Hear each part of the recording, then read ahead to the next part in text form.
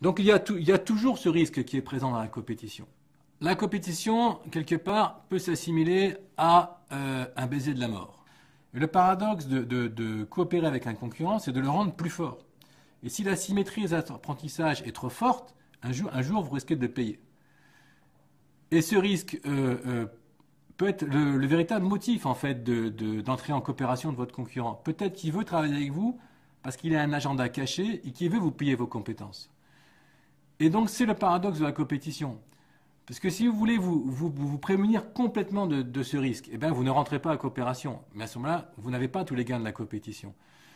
Donc vous commencez à entrer en coopération, vous vous ouvrez. Pour que la coopération soit efficace, il faut s'ouvrir, il faut partager des technologies, partager des connaissances. Et du coup, vous prenez le risque de pillage des connaissances et des compétences. Donc plus on s'ouvre, plus la compétition va vous apporter des choses, mais plus elle vous fait également prendre des risques. On peut prendre comme exemple de ce risque la compétition entre Airbus et China Aviation. Vous êtes dans la peau d'un patron d'Airbus et vous souhaitez conquérir le marché chinois. La condition, c'est que vous preniez un partenaire chinois et que vous implantiez les usines qui fabriquent les Airbus en Chine. Et que ceux qui vont fabriquer l'Airbus chinois soient des Chinois et non pas des Français ou en tout cas des Européens. C'est-à-dire que vous devez non seulement mettre votre usine en Chine, mais vous devez également transférer vos connaissances, vos compétences, vos technologies à des ouvriers chinois. Si vous choisissez d'aller sur un risque zéro, donc vous refusez ce genre de deal, mais vous n'avez pas accès au marché chinois. Donc, pour avoir accès au marché chinois, vous êtes obligé de prendre ce risque de la compétition. Ça semble une opportunité très forte, puisqu'on estime peut-être à 3000 avions l'ensemble du marché chinois dans les années à venir. Et en même temps, il se peut très bien que votre partenaire chinois, il soit dans une logique d'agenda caché, et qu'il soit là uniquement pour vous piller vos compétences, et ensuite, derrière, devenir votre principal concurrent. Peut-on se prémunir de ce genre de risque? C'est très compliqué. Quand on regarde l'organisation industrielle du partenariat, Airbus s'est engagé à transférer des technologies et Airbus s'est engagé à former les ouvriers chinois sur ses sites de production à Hambourg et à Toulouse. Une première façon de se protéger du risque de transfert technologique, c'est de mettre en place des systèmes de sécurité interne. Mais ça ne protège pas complètement. Donc là, d'après des témoignages de dirigeants qui sont en situation de compétition, comme M. Imbert, qui est l'ex-président d'Airbus Allemagne, l'idée c'est que vous devez transférer à votre concurrent des technologies qui sont déjà anciennes.